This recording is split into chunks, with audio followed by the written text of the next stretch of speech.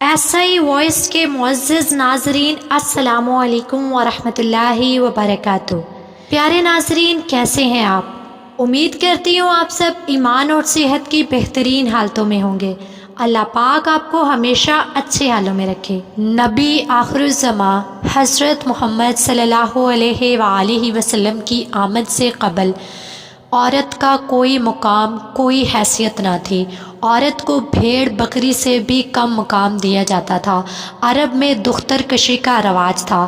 جب ان میں سے کسی کے ہاں لڑکی پیدا ہونے کی خبر دی جاتی تو اس کا چہرہ فک ہو جاتا اور وہ رنجیدہ ہو جاتا اور اسے اپنے لیے ذلت کا باعث سمجھتا اور اسے زندہ درگور کر دیا جاتا۔ اگر کوئی لڑکی کسی طرح سے بچ جاتی تو اس کو ترکہ پدری سے کچھ نہ دیا جاتا۔ یوں سمجھیے کہ صرف جان بخشی ہی اس کے باپ کے ترکہ میں اس کا حصہ تھا۔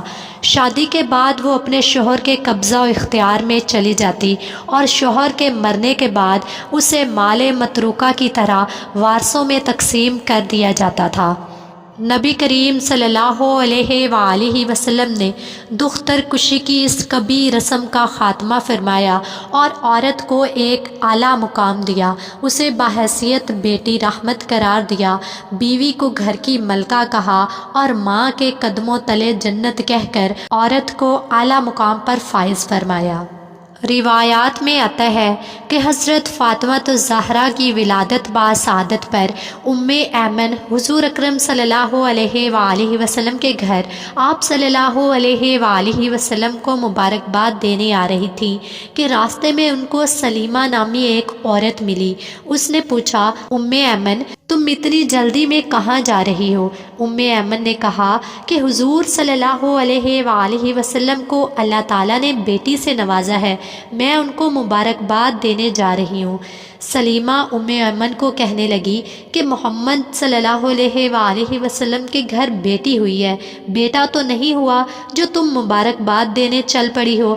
یہ سوچو کہ ان پر کیا گزر رہی ہوگی، کیونکہ اس وقت مشرکین لڑکیوں کو پیدا ہوتے ہی دفن کر دیتے تھے۔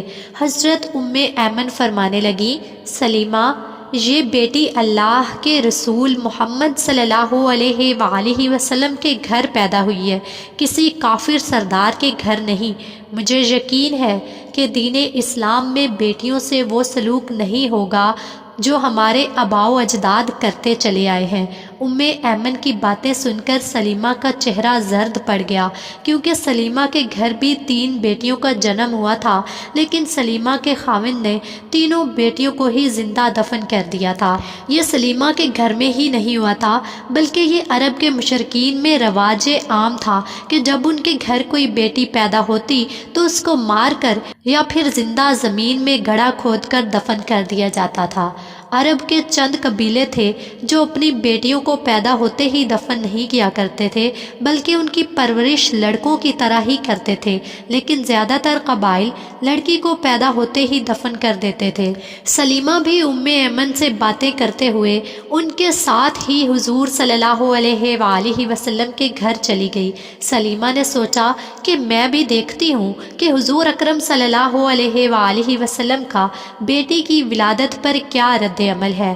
جب یہ دونوں خواتین حضور اکرم صلی اللہ علیہ وآلہ وسلم کے گھر پہنچی تو کیا دیکھا کہ حضور صلی اللہ علیہ وآلہ وسلم اپنی بیٹی کو گود میں اٹھائے ہوئے پیار کر رہے ہیں، اس کے مبارک چہرے سے بوسے لے رہے ہیں۔